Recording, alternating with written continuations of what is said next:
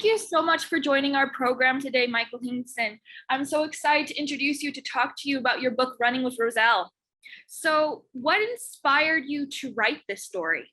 In 2001, on September 11th, was the Mid-Atlantic Region sales manager for Quantum Corporation, which is a Fortune 500 company that manufactured products that would allow people to back up their data over a network. And that was especially important in the New York area, where every Wall Street firm was required by the Securities and Exchange Commission to keep all of their data for at least 7 years and to keep it off-site. So we made the products to do that. Anyway, we were going to be training some people as to how to sell our products. And I and my guide dog, Roselle, were in our office, which was on the 78th floor of Tower 1 of the World Trade Center on that day. The terrorists attacked and we escaped and became pretty visible because the media learned about my story. And so I then began to travel and speak and talk about what happened, why it happened, lessons that we should learn from September 11th, talk about teamwork and trust, and the human-animal bond. Roselle was my 5th guide dog. And in 2002, it was suggested that I should write a book about our story and our history. And the first book we wrote was published by Thomas Nelson Publishing, which is now part of HarperCollins. That book was published in 2011. It was called Thunderdog, the story of a blind man, his guide dog, and the triumph of trust.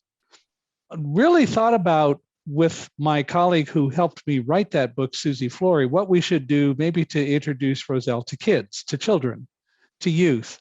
And so 2 years later, working with another writer who was more expert in writing children's book, we decided to write Running with Roselle. And the story was not really so much about the World Trade Center, but rather it was a little bit more about our lives growing up. Me as a blind youth growing up, Roselle when she was born at Guide Dogs for the Blind, and in learning how to be a guide dog, first by living in a family's home for a year and then coming back and doing the advanced work of learning to be a guide dog.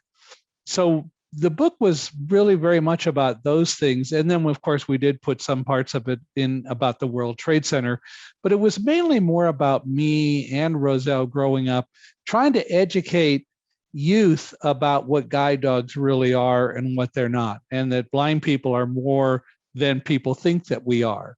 That is, people think that if you're blind, you really can't do anything. I've been told that so many times. People think that the guide dog is the way that the blind person gets around because the dog knows everything and the blind person just holds onto the harness and the dog leaves them there. That is so totally incorrect. Because the dog's job is only to make sure that we walk safe. It's still my job to know where to go and how to get there.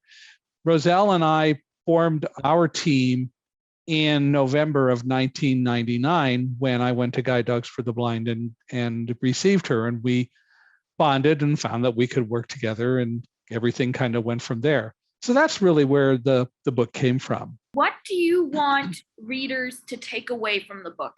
Blind people are as normal as sighted people, that blind people can do the same things that sighted people can. It's just that we may use different tools to accomplish the same tasks that people who can see perform. I use a guide dog to make sure that I walk safely. Sometimes I use a white cane, but I use these tools to navigate, to walk around. I still need to be the one to know where I want to go and how to get there. How do I do that? Well, how do you do that as a sighted person? There's a lot of ways that we get information. And so I have skills that have taught me about being self-aware and being aware of my surroundings. And I use tools that give me the information I need to know when I'm walking down the street, where I am, and so on. A lot of listening. I also use a GPS system that talks, or an iPhone with apps on it that give me the information that you get from an iPhone with apps on it, or from an Android phone. The dog's job is to make sure that we walk safely and don't fall off curbs and don't bump into things and so on.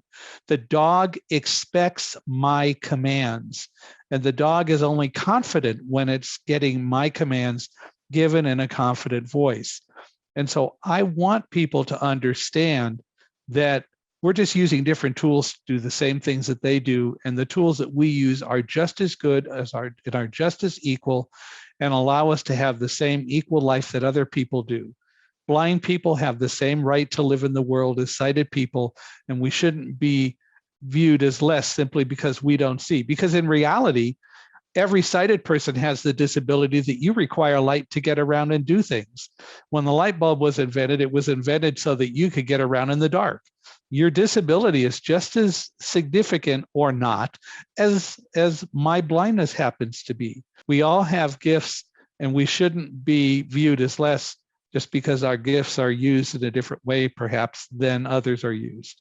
Thank you so much again for talking with me about this very important subject. My pleasure. We're glad to help. And if people want to buy either of the books, they are available wherever books are sold.